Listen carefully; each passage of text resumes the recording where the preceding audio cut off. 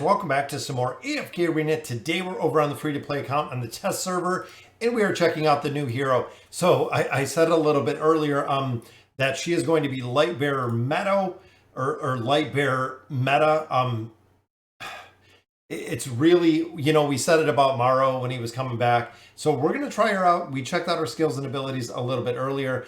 Very cool new hero. I love the look of her. We did get her with 9 of 9 furniture. Unfortunately, not that plus 30 signature item.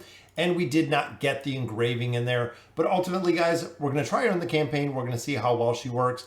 Didn't get the plus 30 signature item, but that's okay. Because you know what? We're going to make it work. We pushed, remember, before we were doing this in chapter 32, now we're in chapter 35, still making a little bit of progression. So level deficiency is a little bit better. We're almost to 100 level deficiency.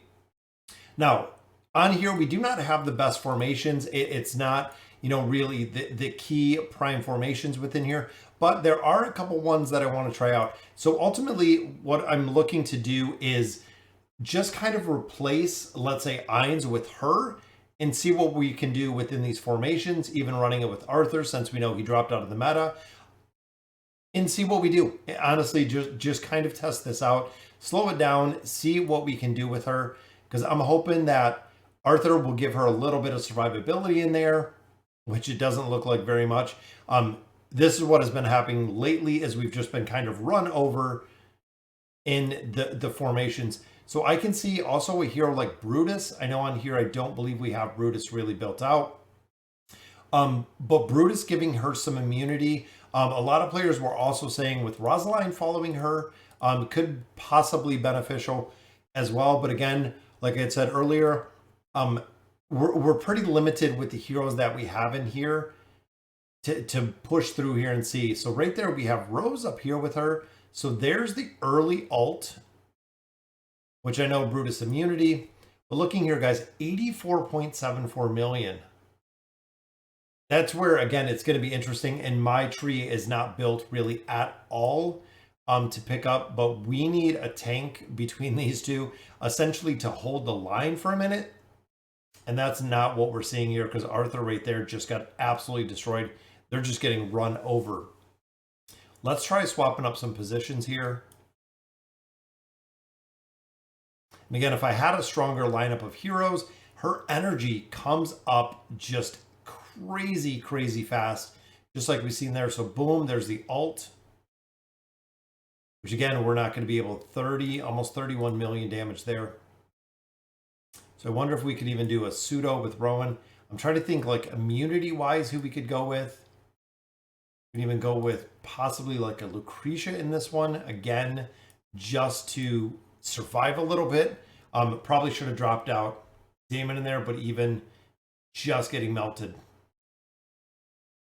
So the ult does take a little bit of time, just like we've seen right there. The ultimate ability does take a little bit of time to come down with that fire.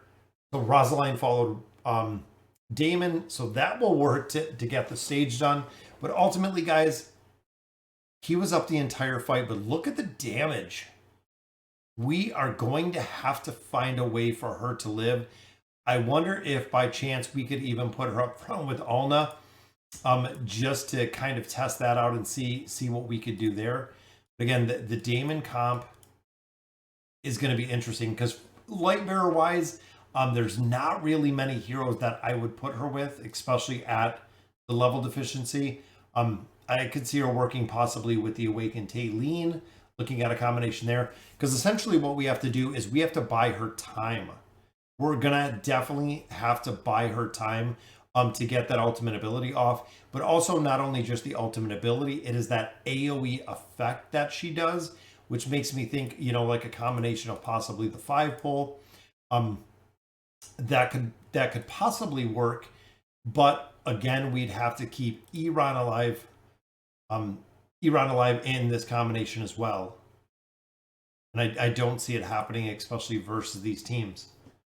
So I'm kind of at a loss here on what we could do here, because again, even with Athalia, we're going to have to work out a couple different formations and how this is going to work, and how we're going to get her to live, essentially. We could swap in, because I think Arthur Yeah, he's already got the barricade. He's got the best gear that we got. Rowan there for a little bit of support. We had Rose in here for a little bit of support. But again, I feel like we need some solid crowd control, which it's not. She gets a lot of energy, guys, super quick for that ult. He's still up there with Arthur, got some crowd control from Rowan. And look how fast she burned down that team. 95 million damage in a matter of how many seconds? So we got Pharrell's. No, Pharrell didn't even crowd control, guys. Look at that. 10 seconds. So once we got the ult, boom, she just rained fire on everybody. 95 million damage. Guys, I think damage wise, she's going to be relatively broken. So even here, I mean, if we swapped her in, let's say even for Ainz, and again, this was kind of a combination that we were utilizing before. Just want to see the damage output that she has. She's almost ulted. There's the ult. Boom. It's raining.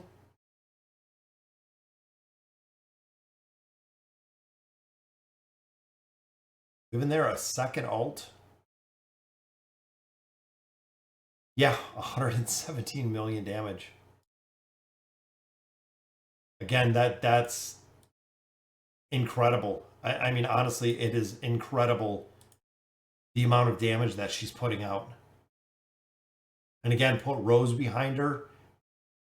Get a little bit of crowd control in there for Rose. If we can get her to ult. There it is. Boom.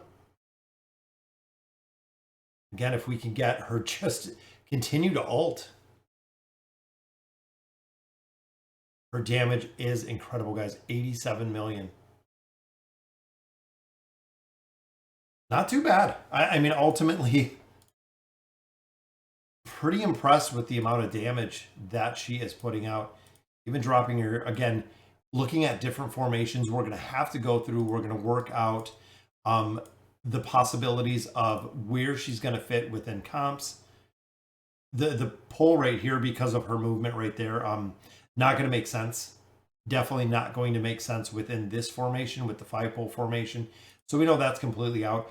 I could see her working with the Zolrath as well because of the delay to enter the battle, allowing her to get some more energy, running with Rowan, allowing her to get quite a bit of energy again from Rowan with those potions, especially if you're running her with artifacts that are going to give her more haste and give her more energy.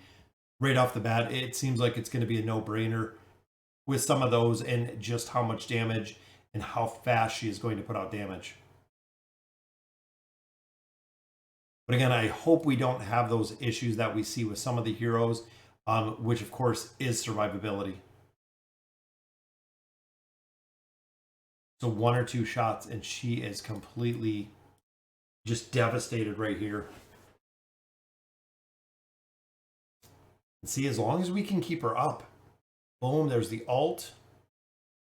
It just starts raining damage, guys. Even Oden there.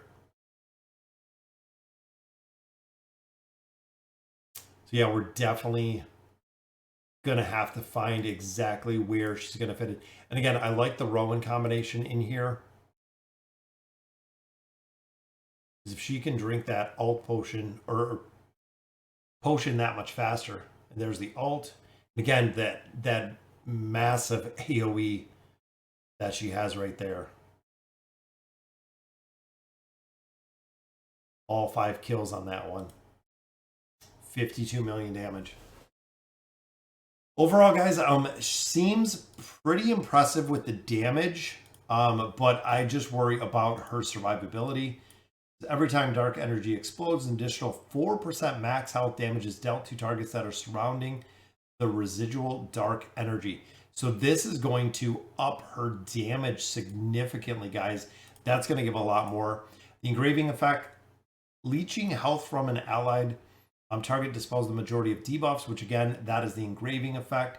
Each time she successfully dispels an ally's debuff effects, she recovers energy, so more energy, faster ults.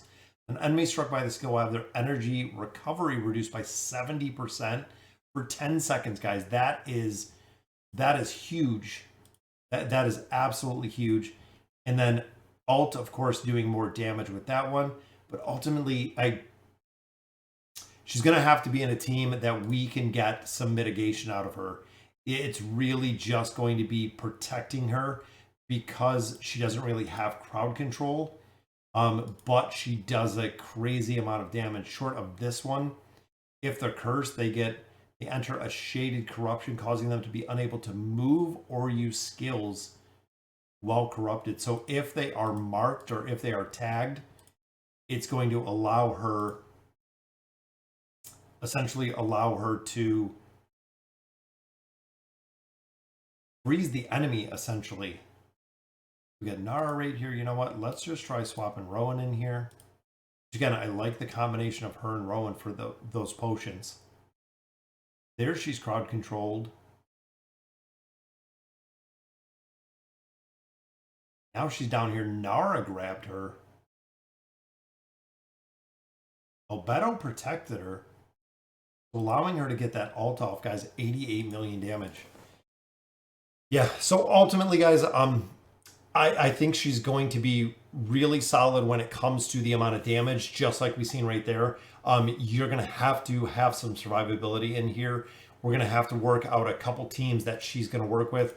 Again, the wheels in my head are kind of spinning on where we could go with this. Taylene, possibly with the Awakened Taylene, making her or giving her the ability to survive. Adding in some crowd control in there, because even Mortis making her stronger would be absolutely crazy. Same with Helios making her stronger. She's going to have some heavy crowd control behind her to just scale, to give the ability for her to get energy, for her to ult, and her to kind of mess up formations. I even wonder if Ulna, having Ulna max out just to give her that frontline immunity might be an interesting combination. But again, it seems like she is going to be pretty broken when it comes to the damage. Survivability, we're just going to have to really check it out and see where it is. So guys, let me know in the comments what you guys think. Very cool looking new hero. And as always, thank you guys for watching.